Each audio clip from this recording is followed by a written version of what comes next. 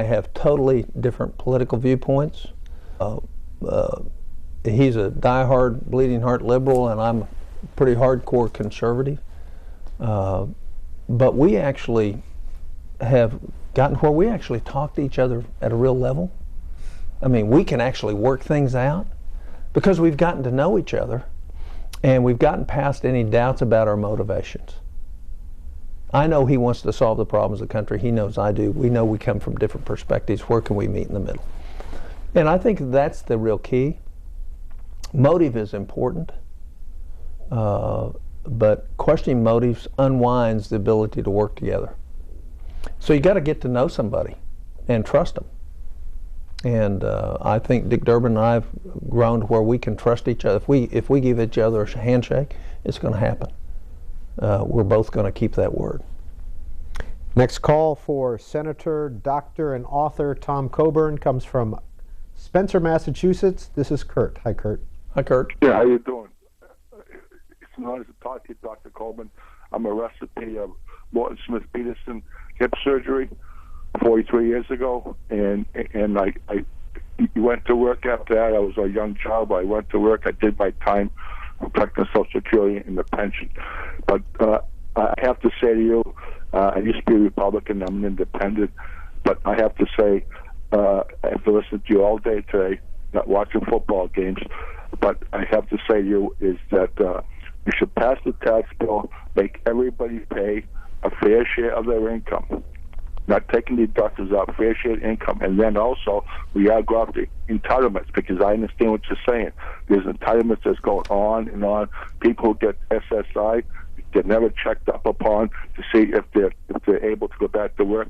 They're forgotten about, and we're paying for it. And yeah, I had to be 4 years older than you are, but I'm still surviving, and I still look forward for a great country. But you're 100% right. So when you retire from that job, from the kicking horse, from your state plate, you are moved back to Massachusetts, where the Pilgrims are, and continue your fight. Thank you. Thank you. Nice statement.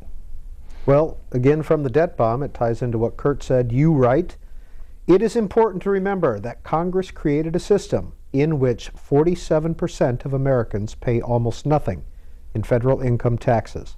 When those low-income Americans do decide to work, their new income is taxed at incredibly high effective rates, because when they start making money, they lose benefits. Instead of being rewarded for making the transition from welfare to work, the government effectively punishes the working poor and gives the fruit of their labor to the others. That is hardly economic justice. Yeah. I mean, it makes no common sense either. If you want to motivate somebody to move from this position to higher, then what you have to do is have a transition with our programs, which none of them do. I mean, why? And heretofore, we've been able to afford a system like that. We can't. This email from Mansur Johnson. As a medical doctor, you must know that the administrative cost for Medicare is 3%, and the administrative cost of insurance companies is 25%, plus or minus a little. Why do Republicans oppose Medicare? And have you read Healing America, A Global Quest for Better, Cheaper, and Fairer Health Care by T.R. Reid? I have not read that book. First of all, let's talk about what the real statistics are. Medicare quotes 3% because it's 3% they spend on administration, but that doesn't count the 14% fraud that's there. The average private insurance industry company has less than 3% fraud, and theirs isn't 25%, it's closer to 16, 17%. So when you look at it on a net basis, Medicare, actually the cost of administration and the cost of everything associated with it, which is shifted to the provider in Medicare, which is not shifted necessarily in the private insurance, there's not a great deal of difference between the two. And so they absorb their costs. We don't count fraud in the costs of Medicare. So you can play games with numbers all you want. What I know is the Medicare system we have today undermines the ability to create pressure on the provider to be responsible with the money. There's no penalty if I'm not. You come into me as a doctor, there's nothing that zings me if I don't spend that money wisely, and there's nothing that zings you if you don't spend that money wisely. So we have an uncontrolled spend the money, especially in light of the tort system that we have in Oklahoma and several other states, which says order a whole bunch more tests. There's 3 studies out there, all within the last 3 years, that show $550 to $850 billion a year of what we spend in healthcare costs does absolutely nothing to get somebody well and nothing to prevent them from getting sick. I would tell you, anytime you have any type of, and that's private and public sector combined, I'd say, boy, we're missing the boat. And if you stop for a minute and think, we buy health care in this country, whether it's through the government or through private sector, totally different than we buy anything else.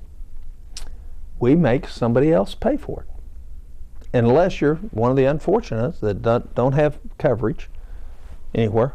And so the reason my opposition to the Affordable Care Act was we're expanding a system that's broken now, where 1/3 of the dollars don't help people get well or keep them from getting sick. And so we ought to ask the question, why is it that we have this inflation in healthcare, that we have this waste in healthcare that we don't have anywhere else? And it's because we're not allowing market forces to help us do that. And can we create a system where the truly dependent have a safety net, and yet we drive some of this $550 to $850 billion out of it? And I think you can. But we're not going to, as long as we all think somebody else is paying the bill for my health care. Who would you like to see run for president in the Republicans, for the Republicans in 2016? Gosh, I haven't even thought about that. I think that's the last thing we ought to be thinking about right now. I think we ought to be asking, how do we force the people who are in power today get us out of the jam that we're in? David, Las Vegas, good afternoon. Good afternoon. Senator Coburn, I want to first of all thank you so much for your service in the Senate. My question is, right now my wife, she has been since 2011, December, she had multiple strokes which ended up putting her into a coma. This is in regards to Medicare, Medicaid. She presently is on Medicaid, but in order for her to get Medicare, she has to be either 65 or be disabled for 2 years. My question is, I want to encourage you not to raise the eligibility because we're getting nowhere. I've been unemployed since March of 2010, and it's really hard. And as far as therapy goes, she can't get therapy because she doesn't meet to certain requirements or anything, and as well as the services. Right now, she's in a skilled nursing home, and she's only 49 years old. Yeah. What can we do? So why in the world would we have a program that says, here's somebody that's young, that's had a stroke, that's obviously disabled, and why would they have to go through long periods of time to get disability, and then once they're disabled with something that's probably going to have limited progression back, and I don't know the details, but at that type of age with multiple strokes, usually you have limited progression in terms of return to full function. Why would you have to wait 2 years to get Medicare help with that? Why is that our government policy? In other words, what brilliant person said 2 years is the right amount of time? Can we trust people who work in the government to make good decisions? I would tell you, yes, we can, if we give them guidelines to be compassionate and frugal at the same time. So I would tell you that I understand why you would not want the ages to go up, but I would tell you the reason you don't want that is because you can't get what she should be getting right now. Your wife, if in fact she's truly disabled, shouldn't have to wait 2 years to get help with Medicare. And that's the problem. That's why we ought to be asking, where did we get these crazy ideas? And why are we, people who were labeled disabled, who are no longer disabled and are collecting Medicare, why are they still collecting a disability check and Medicare when they have returned to function, and yet we're still paying them? Those are the questions, and that's called ineffective government. And that's the point I make in the book. We don't do this very well, or efficiently, or effectively. And that should mean that we ought to have somebody, and as I've looked at this disability thing, I've taken a lot of criticism, because I actually believe anybody who's truly disabled, we ought to help. But I really think that 1 out of 5 people who have gotten disability truly aren't disabled, because under the law is that there's not a job in the economy that they can do. And I want to help people. You know, it kind of goes back to this book, The Tragedy of American Compassion. How do you help people help themselves and not undermine who they are? So I'd love for you to send me a note on your wife's condition and where you are on her disability, and maybe we can try to help move that forward. In either debt bomb or breach of trust, you say that you read all the mail that comes into your office. The constituent mail from Oklahoma. I don't read the mail that comes from outside of Oklahoma. Long ago, the one thing I know is people want to be heard. And if they take the time to send you an email or a letter, and as long as it's not laced with profanity and it's not just purely, you know, what I would say inappropriate, then I want to have an original answer back of what I think about that. Now, for big states, that's very hard to do. You know, Oklahoma has less than 4 million people in it, and so I can keep up with 500 to 1,000 letters a week or emails, especially when ones are exactly the same or exactly the same topic. I can do that. But I think it's important for me to know what Oklahomans think. I also think it's important for me to keep being reminded about what Oklahomans think rather than what Washington thinks. And that's the other reason why I go home. And I'll tell you the other thing. What I've instructed my legislative correspondents to do under some good supervision is you research every question. And so what happens is, as I read the proposed answer and the question, I learn. I mean, I'm learning things about the government every day as I'm reading my answers back to my constituents, and I get to retain a lot of that, so I end up with knowledge, and I think knowledge up here is power. My biggest frustration is I know what I've uncovered and seen. Most members of Congress don't know it.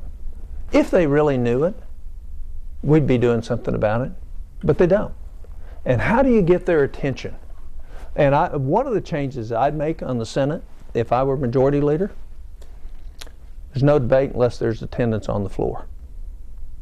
In other words, I'd never let committee hearings be held at the same time anything's going on the floor. And I would require attendance on the floor 4 hours a day to hear the debate, so that you could actually have real debates with real input about what's really going on, because I'm convinced senators don't take the time to read as much as they should.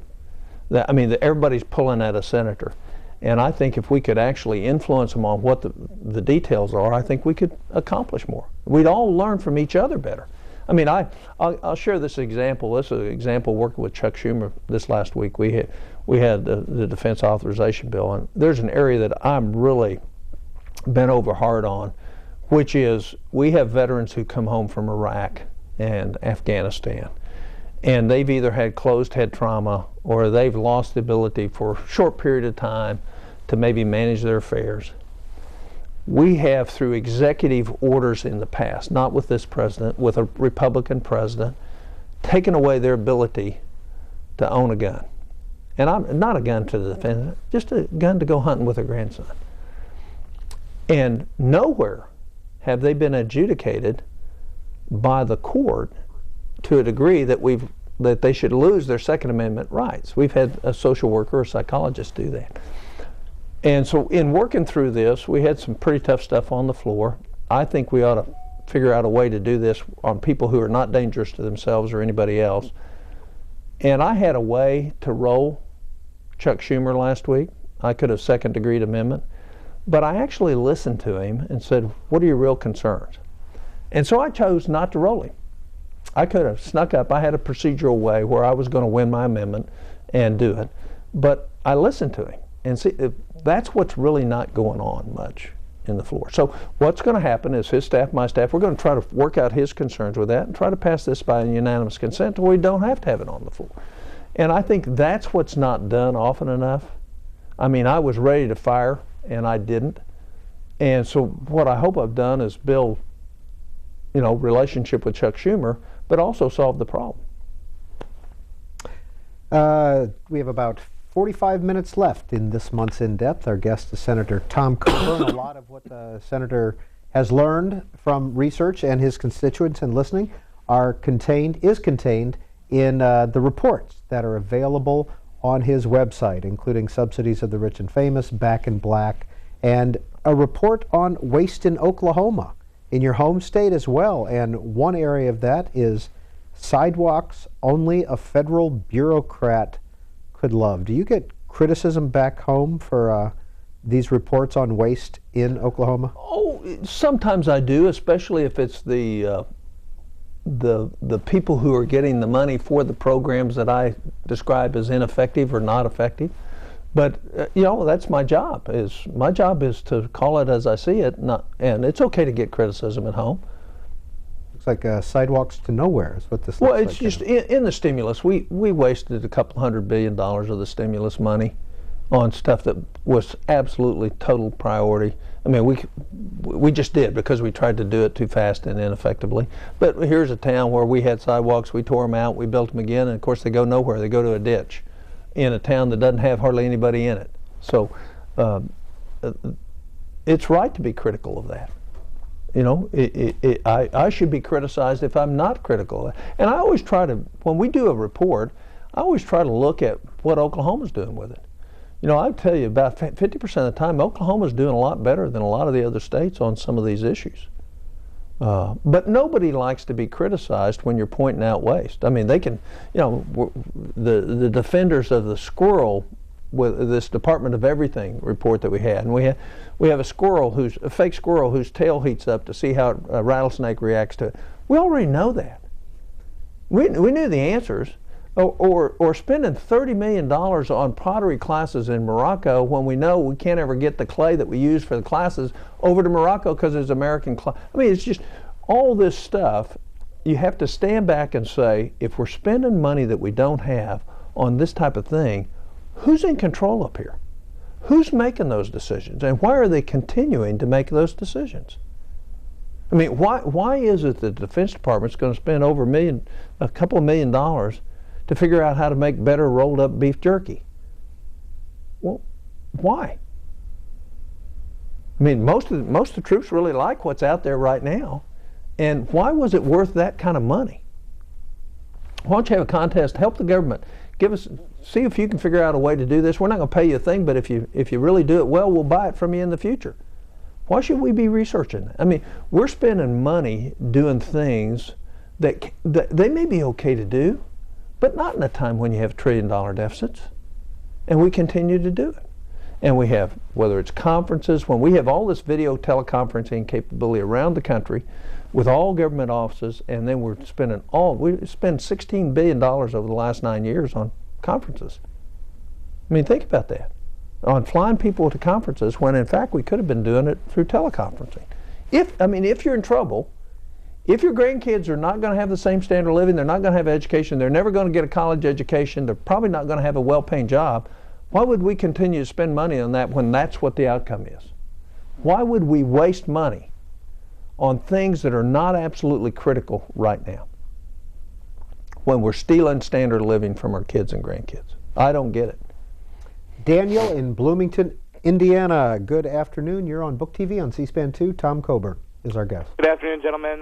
Senator Coburn, I'd like to thank you for taking your Sunday afternoon to come and get in depth with us about your views and just other questions from the public. Last week, Senator Rand Paul stated that the Republican Party would become a dinosaur if something wasn't changed radically within the conservative movement.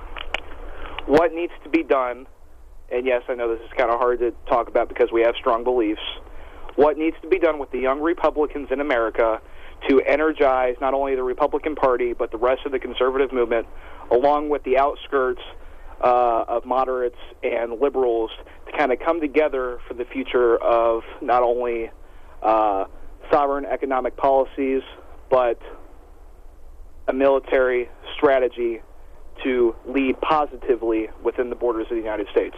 Thank you. Nobody's ever accused me of being a strategist or a tactician, so I would apologize for my response. Look, I think principle matters, and I think leadership matters, and what you have to say is either you believe in limited government or you don't. And history shows that governments that stay very limited survive long periods of time. Governments that grow big don't. And as governments grow big, freedom abates, liberties are lost. And so the question is can we as Americans cheat history? And what do we need to do that? And I'm not so sure it's important that we think just in terms of the Republican vernacular. I think we ought to think about our founders' vernacular of what they were trying to accomplish and how they were trying to do it. And if you really read what they said, and you know, I know there's some manipulation with some of that, but if you just read the Federalist Papers, I mean, it's awfully insightful in terms of what their intent was. So I think what we have to do is re-embrace a limited government, and we have to have a true conservatism, not a cheap conservatism. Remember, the Republican Party associated with George Bush, when they were controlled for that period of his presidency, grew the government massively. That was, quote, conservatives doing that. And that's even pre-war. They were doing that. So I would tell you that what we have to do is really find our values and ask for leadership along those values that is not a cheap conservatism, but one that's willing to stand on principle and willing to lose. If you're not willing to lose and you're not willing to stand on the principles, which means you're going to put the people ahead of the principles, then there's not much future. Art Nelson tweets into you, aren't term limits a cure for the fiefdom politics that we have? Fiscal cliff arguments are juvenile in light of all the waste. I agree. I believe in term limits. I've exampled them when I served in the House. I went home. I actually had no intention of ever running for the Senate. And I can imagine how great my life would have been had I not. And my wife reminds me of that whenever I'm complaining about my job. Term limits is a great answer, but term limits is only going to work if you term limit it and then ask the populace to send us people here that have experience outside of the political realm. I mean, there really is a lot to say if you have somebody who had 30 years of experience outside of politics and outside of Washington, some real world experience. I mean, if you go through and do biographies in the Senate and you look at what's there, even me now, I mean, I have now had 14 years of experience at the federal government. That's probably too much. It's probably too much. But I brought a business career and a medical career. I had accounting degree, production management. I brought a different mix to my position. So I think what we ought to do is recruit people to run for office that actually know what they're talking about, rather than knowing a whole lot about politics and how to get elected. Baba Kane tweets in, who in 2012 are your top 5 senators and who are your top 5 representatives?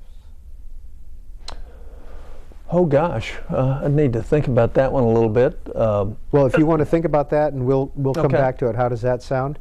So we don't put you on the spot there. John in Black Mountain, North Carolina, go ahead with your question or comment for author Senator Tom Coburn. Yes, hi. Hi. Thanks for having me. I've got a question for you. I was reading an article in the Washington Post regarding medical costs, and they have, for example, an appendectomy in the U.S. costs $13,000, but in Germany it's $3,100. Now you would think, well, it's government run, so it's subsidized. But yet they spend 11.5% of GMP, while we spend 17.5% of GNP. How do you explain that discrepancy? I think that's my question. Well, I think that's a great question.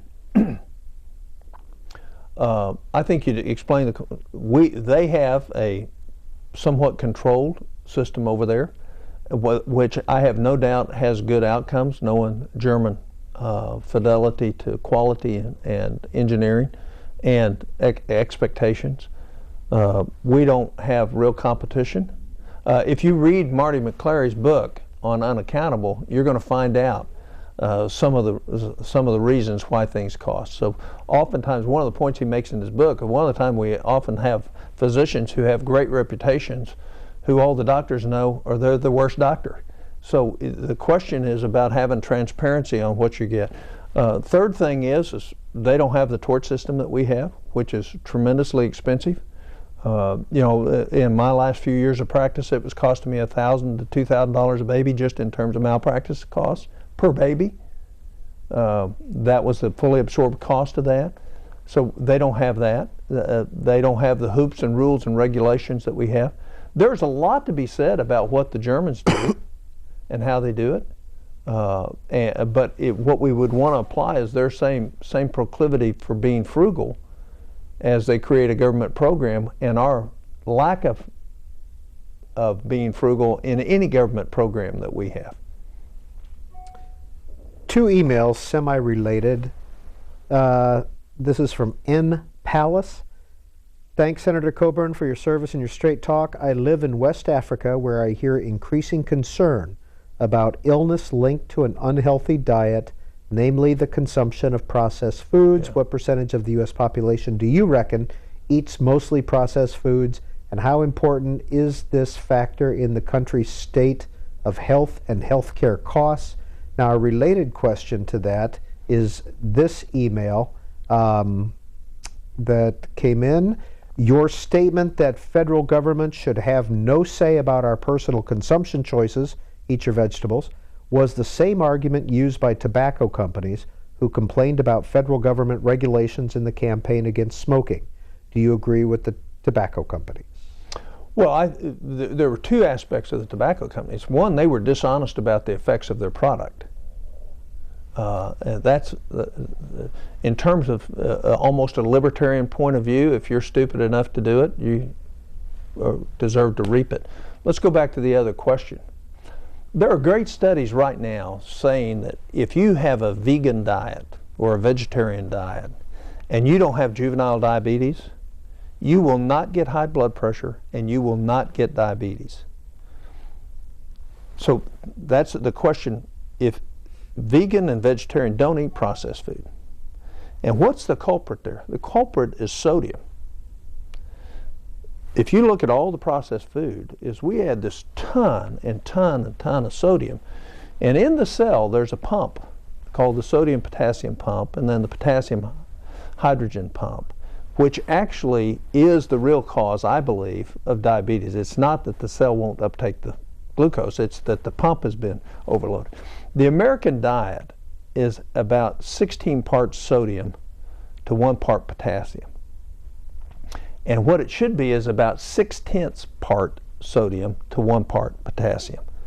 So in processed foods, you're getting about 20 times as much sodium as a normal diet should.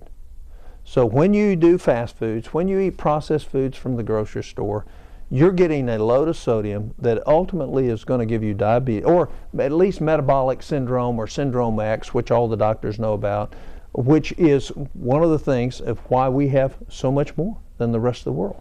So if, in fact, we would educate, I'm not saying mandate, I believe people get to eat what they want, you get to market what you want as long as you're not hurting people. The point is what we've not done is get out and talk about what the real effects are. Now, the USDA mandating, what they were doing is underfeeding in terms of total calories. They're still serving a ton of processed foods. They're serving less. But what they should be doing is saying, we're going to go, if the government's going to get involved in this, we're going to make a difference. Make them do a vegan diet. How we learned this is people who've had gastric bypass don't develop diabetes. And it's because they can't absorb the sodium. And so what happens is you saw this markedly decreased incidence of diabetes in people that had gastric bypass. We also saw in people that did have type 2 diabetes, when they had gastric bypass, the diabetes went away. So we know diet is immensely important. But again, self-discipline is one of the things that we prided ourselves on as a nation: personal sacrifice, self-discipline, hard work, and all these other things. And as we've undermined a lot of these qualities and we've given up our freedoms, we're reaping all sorts of negative benefits. And one of them is a tremendous,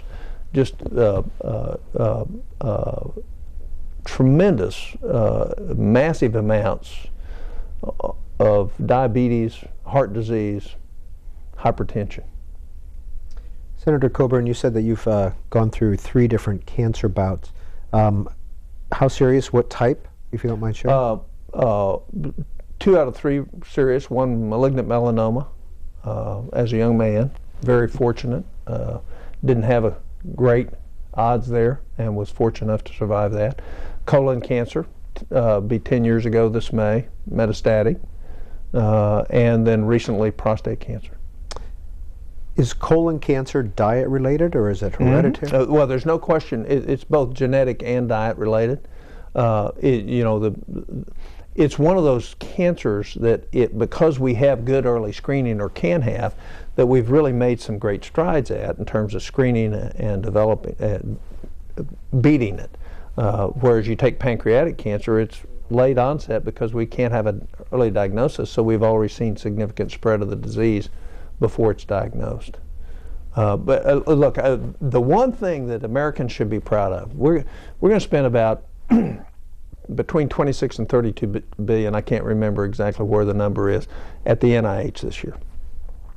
We are on the cusp of such great breakthroughs because we are now doing translational research and molecular and cellular research rather than disease-based research. And why that's important to people should be because when we learn the functioning of a cell here, it has cross-application across all the diseases. So we're now down to the genetic levels of how things are translated within a cell, what the communicators and proteins and carbohydrates are, and how that impacts disease. And so then we take that information that they're now learning and look at all the diseases with it. And the tendency's been by Congress to push down a disease. Do this, do this, do this, because they're hearing from constituents to fix this, fix lung cancer, it's one of the leading. Fix colon cancer, fix this, fix this. But the answer to it, and we're really, the nation should be grateful. We have Francis Collins, who did all the work on the human genome. I mean, if you all remember, he's the guy, and he's leading this. And so it's really important for us to trust. Here's one area where they still make a bunch of stupid mistakes in grants over there. They still spend money on stuff we shouldn't be spending money on. But overall, they're doing a grand job. And we're going to see cures for diabetes. We're going to see cures for diseases. We're going to get to the cure on breast cancer. We're going to get there. And we're going to see such light at the end of the tunnel over the next 10 years. It's going to be phenomenal because we now have a greater understanding of how things actually work at the cellular level. And then once we understand it one scale, of course we can go and apply it to all these others. So that's where the great work's being done today, and I'm really proud of what they're doing at NIH. 30 minutes left in this month's In Depth with Senator Tom Coburn. Bill, Missoula, Montana. Hi, Bill. Hi, you guys. Hi, Bill. Senator, thank you very much for your service. You're greatly admired by myself and my family. Thank you. I'd like to just ask you a practical question. In the presidential campaign, there seemed to be the issues of how many people were on food stamps, etc. And I have a real-life experience where there's a gentleman who comes in where I have coffee every morning, and he's basically has $5,200 on his little coffee or his little food stamp card. And it obviously just accrues every month, and he doesn't spend that money on food. So what I'm asking is, with the technology, why isn't the government looking at that and saying this card can never be worth more than $300 or $500 or whatever that amount should be? Well, there's a lot of questions. We could do that. Where's the oversight of Congress looking at the food stamp program and saying they have in the last 6 years have decreased the fraud in it somewhat, but I'm sure the fraud's back up now that we've seen this massive expansion. But those are the kind of common set questions that members of Congress don't get to hear from the constituents and then don't apply it to the hearing and then don't dig it. If you called my oversight staff, if I was your senator from Montana and you call that'd be one of the first letters I'd write to them. How do we handle this? What's going on here? Or the question, I mean, here's the thing to think about. We just talked about sodium and processed foods. And there's no question we want to help people who can't get food enough to subside on. But why don't we use universal product codes to say, here's what you can buy and here's what you can't. You can't buy pop and potato chips, which are both totally loaded with sodium. What we want you buying is other products that are healthy for you that won't cause disease. And both of those two do. So, we ought to ask the bigger questions. And then what we'll see is we'll see more prudence in terms of how much we need to spend, and the food stamps will actually help people better rather than worse. Senator Coburn, where do you write? Where do you write your books? Where do you write your reports? In your office, at home? At home, not my office. The report, what we do is we sit down and say, where are the areas that we went? And then we've already set next year's areas of study and out for 2 more years. What are we going to oversight? What are we going to look at? What are we going to do? The actual reports here are not written by me. My staff actually writes them. They'll go through 4 or 5 iterations. They'll come to me. They'll go through 2 or 3 more after that in terms of raising the question with the American people. But I have been blessed with wonderful staff, great people. John Hart, who helped essentially put my words into something. I'm not a great writer. I readily admit it. I've got great, what I think are great common sense ideas, and what I want to do is effectively communicate them. So I put them down. Then they get changed to something that flows better and sounds better. But I mostly at home. I ride the airplane 8 hours each way every week, or travel 8 hours. So I get a lot of time to do a lot of hen scratching, thinking, reading, which is very helpful, and also just kind of depressurizing from what I see up here versus what I see in the rest of the country. Debt Bomb came out in 2012. Breach of Trust came out in 2003. And let's go back to Baba Kane's tweet. Top 5 senators, top 5 representatives. Well, I have a lot of personal friends in the Senate, but if let me think across the aisle. I think Joe Lieberman's one of the greatest senators I've ever met, and the reason he is because he's one of the best listeners I've ever met. He's never in a hurry to push you aside. He's always willing to listen. He won't necessarily agree with you, but really is, and I think he's truly focused on the country. I don't think there's much partisanship in Joe Lieberman. I think he's really thinking about the country. So I think he's a real statesman. I really have a lot of admiration for Dianne Feinstein. I disagree probably more with her than I do with Joe, but she also is a good listener. She was my chairman on the Intelligence Committee. I think she will listen and try to make a judgment each and every time, rather than blindly say, no, that's a Republican idea, so we're not going to. So I think those are really good qualities. One of my great friends is Saxby Chambliss and Richard Burr. I love them as friends, but we also put our heads together a lot and think about things. I love Jim DeMint's courage for where he stands on where he thinks we need to go. I don't always agree with him, but I think he'll go down in history as trying to redirect us back towards our limited government. I think he has a lot of courage that way. So, I have admiration for a lot of different aspects for a lot of different people in the Senate. I see their positive qualities, just like they see my negative qualities and my positive qualities. But the assumption is that on those that I've mentioned, I really think are thinking long term, not short term.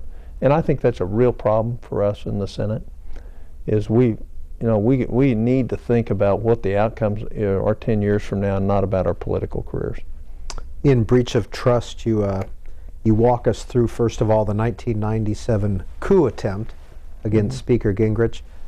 You mentioned some friends over there, John Kasich, John Shattuck, Sue Myrick. Yeah, Sue is a wonderful lady. She's leaving Congress. She's a lame ducker right now. Just a stellar individual with a rudder, knows what she believes, willing to stand on principle regardless of what it costs her. Been great service. John Kasich, he was fun to deal with. It was really interesting. While I was serving with him, his wife got pregnant with twins, and of course I was still practicing. So I'd get the update every week from him about how the twins were progressing. So I think there's a lot. The coup was about not being true to what you say. It wasn't being about angry. It was about, here's the team that I came to sign up for.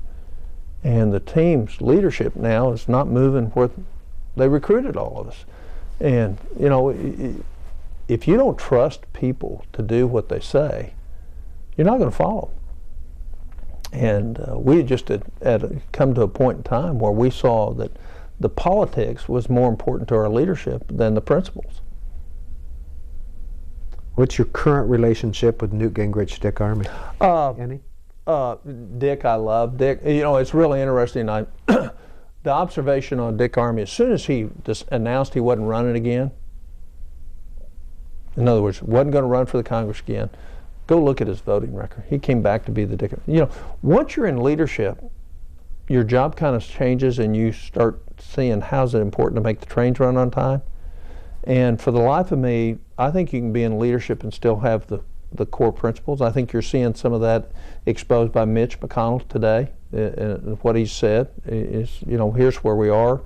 Here's where I think we need to be. We need to be solving some of these things. So I think you can do both. I don't think you necessarily have to ban it. But it was really interesting for me to see Dick's voting pattern come around to who he really was and how he recruited me to the House was among those that did, to run for the House anyway. Newt Gingrich, friendly, but strained. I had another question. Oh, I forgot what it was, so we'll go to this email. Okay. It's probably more better than what I would have asked. Here's a Facebook comment from Mark. Senator Coburn, please address the very recent increase in the number of filibusters and the majority leader's comments about his minority leader's comments about his number one priority of making the president a one-term president. Well, I think any time a minority leader states that, what you do is you create an issue that is going to distract you from then on. I think it was unfortunate it was said. I think most people don't understand what's going on in the Senate. And let me take a minute to kind of describe it. What did our founders intend by creating a bicameral legislature? If you go and read the history, is they wanted the House of Representatives to be very attuned and responsive to the people. They wanted the Senate to do two things. They wanted to make sure that there was never an overwhelming majority where minority rights weren't respected or heard. They didn't have to win, but they had to be heard. And number two is they wanted long enough terms so that people were less likely to bend to popular will and more likely to bend to thought and long-term thinking and sound reasoning. What has happened in the Senate since 2006 is the Senate has become politicized to the point, and it's a political body, but it's become using the rules of the Senate to not have to make the decisions that we should. So, for example, we've had 3 years of no budgets. We've had 2 years of no appropriation bills. What's that all about? That's about not having to cast votes. The Senate won't be of any value if there's no minority rights. You might as well not have it. It won't do any good. And you might as well have a unicameral legislature and a parliamentary system where the president, controls the process. But what was unique, and one of the things that's a stabilizing factor for our society that a lot of people don't realize, is the fact that when the Senate functions the way it should, or is allowed to by the majority leader, the pressure of the minority position gets let off the kettle. So if they can have amendments, if they can express their viewpoint, if they can stop things that they think are important to stop, all of a sudden you don't have this pressure building where you're just totally divided. And so I think what's happened over the last 3 to 5 years is the reason there's more filibusters is because there's no amendment process. So if in fact you come to the floor and say, I want X bill, and we're doing just the opposite of that right now with the defense bill.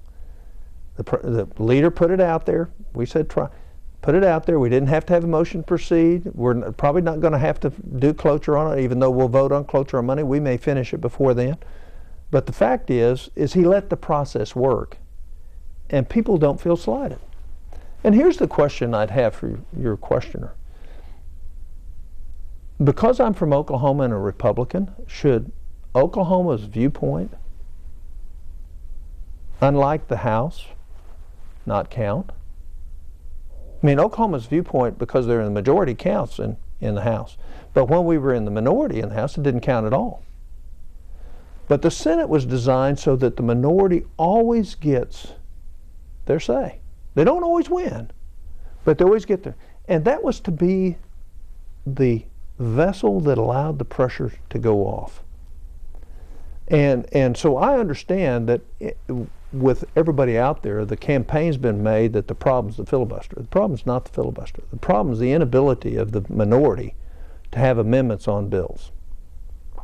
And when the majority leader does not allow, brings a bill to the floor and says there'll be no amendments, I'll pick the only 2 amendments, what you think, how you want to modify it, when the vast majority of the bills that come to the floor have not been through committees, where we have another viewpoint where we can do things, where most of them haven't been through committees, but have yet come straight to the floor because it's some idea written in their office.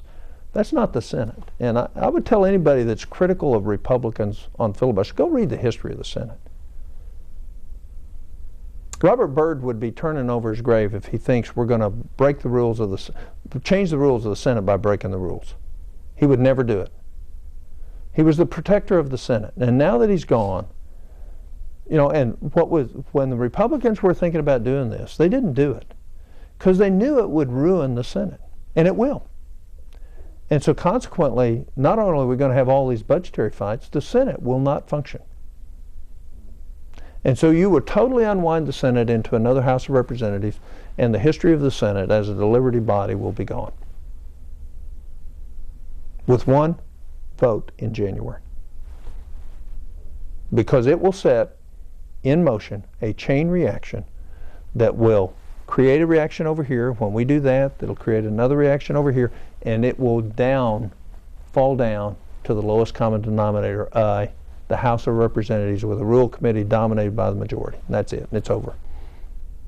Roger in Alamogordo, New Mexico. A few minutes left on Book TV's In Depth. Okay, I'll try to be quick, but I gotta say the senator reminds me of my grandparents in Oklahoma. They live by the rule of 2 wrongs don't make a right, and I think that's a very good, solid rule to live by. Okay, I remember reading in a book called Aftershock about 2 dangers that are facing America, and one of them is it relates to your debt situation. What is your book? Debt bomb. Mm-hmm. They said that the only thing supporting the U.S. dollar is the fact that it's the world's reserve currency. The day that's gone, that's the day the dollar is gone. It becomes worthless paper.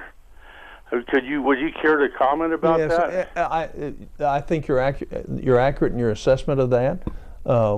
One is you heard some discussions this past summer of the Chinese and several others thinking about creating another reserve currency, or at least using currency denominated in the yuan to be traded. So I think it's very critical to be the world's reserve currency. We started undermining this in 1971 when we went off the gold standard. And then, of course, as we've printed money through the last 4 years, we've actually made that quite worse. I would go back to your other point. You know, the one thing that I think is an Oklahoma value, if the only way you can actually change somebody is to love them. And when you forgive somebody, this idea of two wrongs don't make a right, what you do is actually set somebody free. This is Annie Christensen said this in 1893. When you forgive somebody, you set somebody free, and the person you set free is you. So you don't carry to the next level this, I got to get even, if in fact you've done that. And personal relationships and human relationships are the key of how the Senate should function, and they've been severely damaged over the past 6 years. Senator Coburn, in Back in Black, you write that this report, or your staff writes, this report provides a plan to put the U.S. back in black by identifying $9 trillion with a T in very specific savings that can be achieved over the next decade. It is a result of a thorough review of every federal department, agency, program, and mission. It does not rely on gimmicks.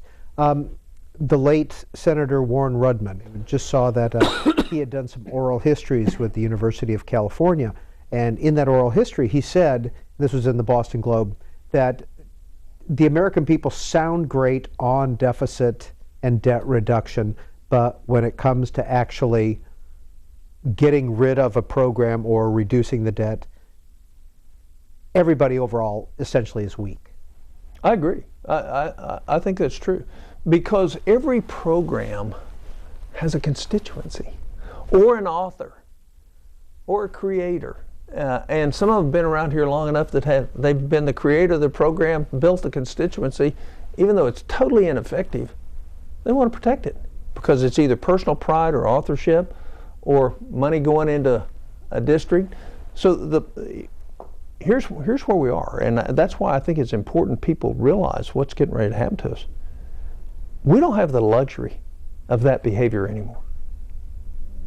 And the more we continue to behave that way, the later we will respond to the crisis that's coming.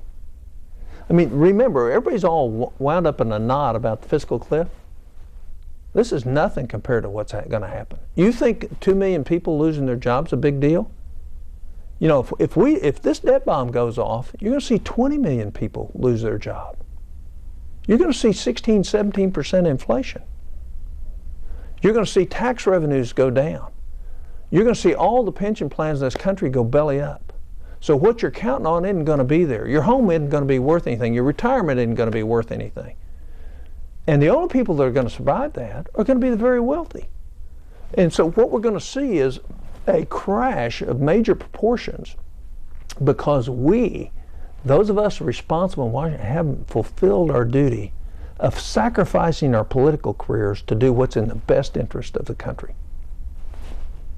Michael, Windsor Mill, Maryland. Please go ahead. Hi, Senator. Hello. I have actually a question and a comment. My first question is, did you find out the 2 members in the Oklahoma delegation who asked for those sidewalks to nowhere? And I guess we cannot compare our economy to Greece because the only thing that the Greeks have really are beaches, and they really don't contribute to the world economy like we do. It's like Well, here's how you can compare to their economy. Is their economy, they were living off borrowed money, and there came a time, no matter what their economy produces, it still produced about a $40 billion a year economy, 40, 50 billion, and I may have that number wrong. What they produced wouldn't meet the interest needs of servicing their debt. So what has happened? Confidence in their ability to repay went down, the price of their debt the interest cost of their debt went way up, and they've gone through now 2.5, 3 years of austerity with riots and complaints. I'm not trying to compare our economy with them. I'm trying to compare what's going to happen to us because the same economic realities will hit us as have hit Greece. And so we can deny it and say, oh, that isn't going to happen to us. But it's been said, everything continues until it doesn't. And that's what's going to happen to us. Admiral Mullins, 2 years ago, when he said the greatest threat to our nation isn't any foreign threat, it isn't Al-Qaeda, it isn't the Chinese, it's not the Russians, it's our debt. And when the head of our Joint Chiefs of Staff recognizes that the greatest threat to our freedom is our debt, he didn't speak in military terms.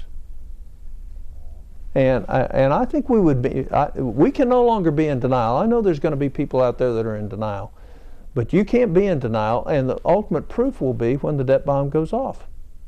And so, I'm not saying the earth is ending, but I'm saying we have problems ahead of us that if we act now can make it much better for those that depend on us in this country than ignoring it and reacting rather than being proactive to it. Our first call from Oklahoma, Maryland. Claremore, Oklahoma. Hi, Maryland. Hi. I had not planned on calling in until I heard you say that the military should be paying for their medical. I will tell you that in 1980, I know for sure somebody who was recruited by the military who was told that his medical care would be taken care of if he would come in, that the rest of his life. And I know when I was a child, I remember hearing that myself, and I was not involved in the military in any case. And then after my husband and I were married, we never even talked about it because by that time we knew that it wouldn't it wouldn't happen anyway. Didn't matter what they said. We knew they were going to be lying. But my husband had Parkinson's. Thank you to his 2 tours in Vietnam. And so I want to know why you think that military, who already has made this sacrifice, everybody in the military has made a sacrifice, even those with 2 years, but those with more than 2 years in have made sacrifices, that even though you've made a sacrifice, it's still not compared to what the military has made by joining the military. They are the ones who keep this country safe. And right. so Marilyn, I don't understand. Let's get a response from Senator Coburn. Well, you can debate what a recruiter told somebody. The contract of what our troops actually signed was they could have health care on a space available basis. But let's say they did. My point is, it's not since 1995 has there been the increase in the cost of that for our retired military, which I think everybody's going to have to sacrifice, and I think they should have to as well. That's not undermining their sacrifice. That's not being appreciative of their sacrifice. We have all the way from PXs and grocery stores to healthcare benefits, retirement benefits. I think we've done better, and we're doing better every year in terms of how we support that. But to say that there shouldn't be an increase ever as long as you live in terms of your copay associated with your healthcare, the country can't afford it. It isn't going to happen, and we might as well get used to the idea that all of us have to give up something, including the people who make $174,000 a year like me. Maxine from Coburn, Oklahoma. Final call. Hi, Maxine. Hi. I live in Coburn, Oklahoma. I'm 86 years old. I live alone. I have Medicare, but I also carry myself a good medical policy. Uh-huh. And I'm happy with that. I see people everywhere I go that have never worked but a few, maybe a year, and they're sitting at home drawing their Medicaid and Medicare that the government is giving to them. That's where I think we should begin, is call out those that are undeserving and maybe furnish them with less or something, but not a full benefit for having done no working. I've spent quite a few dollars at the doctors recently. I always question my doctors about the cost and talk to them about the cost before I have a test. Even though I have good for you. I have a good medical plan, but I question the doctors because I'm 86, like I say, and you have to watch what things are happening in the world around you. Thank you, Maxine from Coburn, Oklahoma. Do you know where Coburn is? I'm trying to think. Sounds like a... I'm not sure I do. I haven't heard of that. I think that kind of goes back to the book, The Tragedy of American Compassion. one of the things that he raises in that book is how do you get people to motivate to enhance and better themselves rather than become dependent. Creating dependency and undermining self-reliance actually hurts people. It doesn't help them. Helping people who actually need your help and not creating dependency and undermining self-reliance is a great way to be compassionate. So we can do both. We can do it the right way. The question is when we go to do it, it's like I said earlier, if you want to make something affordable, if you want to make something expensive, is have the government make it affordable. Because we're not very effective at what we do, and we end up, in the name of doing good, with pure intentions, undermining our future. And that's what we've done on many of these programs. Senator Coburn, is there a third book coming? Maybe, but it's probably not going to be anything about politics. What's it going to be about? It's you know, in my medical career and what I've seen, one of the ways I think Americans are handicapped today is through anxiety, worry, and fear. And so I'm going to I've started doing an outline of writing on that because I think we allow that to capture us too much, and I think we have too many positive things to look forward to that we could use some help with on that. I saw it in my medical practice. I see it here. Breach of Trust, How Washington Turns Outsiders into Insiders, came out in 2003. And The Debt Bomb came out in 2012. Several reports, long-form 600-page reports, back in black, subsidies of the rich and famous, etc., are available on the Senator's website as well. Senator Tom Coburn, medical doctor, Senator and author, we appreciate your being on this edition of BOOKTV's In Depth. That's it for us today, but BOOKTV will continue for another 24 hours or so. Thanks for being with us.